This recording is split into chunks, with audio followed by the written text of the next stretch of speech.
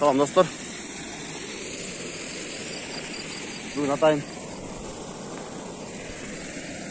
Тоқтау район Тоқтау шаарынын чекесинде илгери биз жаш кезинде ушул жактан жаштыгымды өткөргөм. Бул тегерек Тоқтау шаарынын четиндеги Айдоо талаасы. Мына сиздер көргөнүз турган бул ошол Советтер Союзунда атайын өздөштүрүлгөн БЦР мындай бөлмө. Мына илгери спецфонд жок эле ушундай Советтер Союзунда БЦРлерди куруп, мындай Токтогул шаарынын элини атайын ошол өздөштүрүлүп берилген да. Өзүңүздөр көрүп турганда мына турбаны көрдүңүздөр, турбадан суу толуп атат. Анан сиздерден жайдын аптабында ошол суу катмалында суу менен камсыз болчу да. Ошол турбалардын келиши мына момундай турбаларда берген да. Бул болсо бала чычкан агыл суусунан келип, анан бул жерде насос менен бүтүлүп, ушундай камсыз болгон да. Ошон үчүн мен спецфонддун жегиштерине буну мисал катары, биздин билбеген элге мисал катары көргөзүп кетким келет да. Спецфонддун акчасы кандай болуп жейилген, мына кылам деген адамдар ушинтип эле кылганда илгеричи насосту алмаштырышкан. Бир мени угуп калам да. Насосту алмаштырып эле жакшынакай мына ушундай гектарлаган жерлер суу менен камсыз болот. Албетте жетишсиз, бирок ошентсе дагы суу менен камсыз болуп атат. Мына тегерек. Мен түшүп сиздерди көргөзүп коеюн.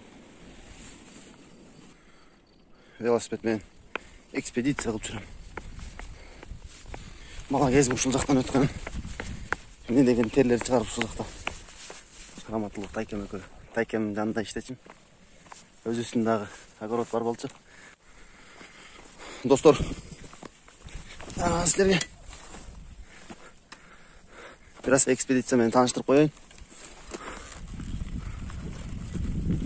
Анда кеттик.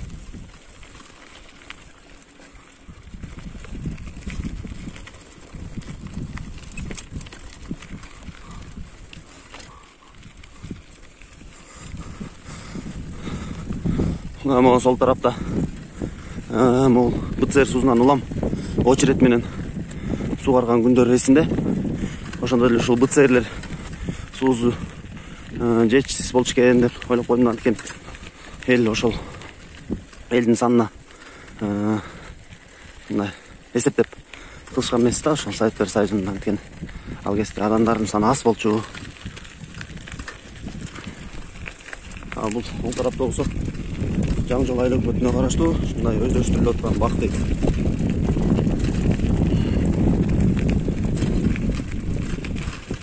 Мына бул жакта ошол биз Токтогулдун борборунда жашачук, бирок бул жакта үлүш жери деле жок бизде. Ошол кезде арендага эле иштетчи дем. Аренда деген эле божомол бар. Анткени эгерде биздин үлүш жерлер болгон болсо, азыр мен билет болчумун да. Атаң бул жерде үлүш жери бар деп айтмакта, андай жок бизде. Транспорттар болсо ушул Жаңжол айыл өкмөтүнө караштуу дейт. Токтогул шаарын карап турган тарабын Жаңжол айыл өкмөтү өздөштүрүп атат дейт. Негизи Жаңжол айыл өкмөтүнүн территориясы аябай чоң. Шаардын айланасынын бардыгын Жаңжол айыл өкмөтү Жаңжол айыл өкмөтүнө караштуу аймак болуп эсептелинет. Мынакей атайын мондай капельный орошенияларды кылып, бачоктор кылып өздөштүрүп ушул бак тегиштир, бак өрүк көрүнөт, өрүк алма иштерине ийгилик. Мына достор, сиздерге көрсөтүп бере турган нерсе бул көрүнүп турган ак жоон Кичи району. Биз ушул жер маселелерин көбүнчө көтөрүп атабыз. Эмне үчүн ушул маданиятты өнүктүрөлү деп айтып атабыз. Анткени ушул очной сооружениянын урдап кеткен деп чыйылдап атабыз. Бирок көрдүңүздөрбү, Токтогул шаарынын территориясы аз эле. Өзүңүздөр көрүп тургандай алда жашыл беди айдалган жер. Андан сырткары могу сары талаалар, булар эми иштетилбеген сары талаалар да. Эч нерсе өспөйт, анткени суу жок. Ушул сууну ушул спецфонддун айынан чыгарабыз деп атайын ирригация, мелиорация дейт, ушундай багытка жумшалган, бирок анзы да ишке ашкан жок. Эми караңыздар, эми территория кандай өсүп атат. Мына 15 жыл мурун мен ушул жерде жакшы билем. Могу ак жондо бир да үй жок болчу, бул жөн эле талаа болчу. Бүгүнкү күндө эми ошол территория чоңоюп, ошол батпай эл капталга жыла баштады. Эми бул 15 жыл. Эми дагы мен азыр 32 жаштамын, дагы 30 жылды кошо турган болсок, 15тен экөө болсо, ошентип биздин шаардын территориясы комсомолго кошулуп калат десем эч жаңылышпайм да. Очной сооружение иштегенде, может, мүмкүн биздин шаарыбыз өйдөгө өсмөк, калктын саны мындай батымдуу болмок, инфраструктура өнүкмөк дегендей, бирок тилекке каршы андай болбой жатат. Бул акем көрдүңүздөрбү? Ушул жерде суунун маселеси менен жүрүптүр, суу карам деп. Могу силерге анча көрүнбөйүшү мүмкүн, могу жашыл жолду көрдүңүзбү? Ушул барып туралы да жүгөрүгө алып барып атат да, ошо жүгөрүнү суу карам дейт. Жүгөрү жолду акемки курап калыптыр. Андан сырткары могу Советтер Союзунда арыктар бүт казылган да, ушул жактар өздөштүрүлбөй келет. Эгерде ар бир биздин жаран жок дегенде 2 гектар жер болгондо, азыр кургакчылыкта көрүп атасыздар, чүйдөн чөп ташып атат. Эгерде бизде ушинтип 2 гектарга беде айдап ал да трактор айдап аткандай кылып суу жетиштүү болгондо 2 гектар жерди бедени чаап коюп сатса, $2000, $1,5 тыйын болмок деп ойлойм да. $2000 чыгып калмак азыр. 100 000 сом жөн эле тапмак киреше. Бул ошол Москвага барып иштеп таап келген акчаны эле ушул жерден чыгарса болот деген сөз да. Бирок тилекке каршы көрүңүздөр, ушундай өздөштүрүлбөй, анча уруу кескиндердин айынан, ушул туура эмес жүргүзүлгөн саясаттын айынан ушундай жерлер иштелбейт, өздөштүрүлбөйт, анан айла жок. Калың катмар, калктын калың катмары жанын багыш үчүн ар кайсы жака барышат. Жеңилин издешет. Мына желектер туруп калган экен, анан Павлония дарактарына тигип коюшуптур. Дом кино дейт.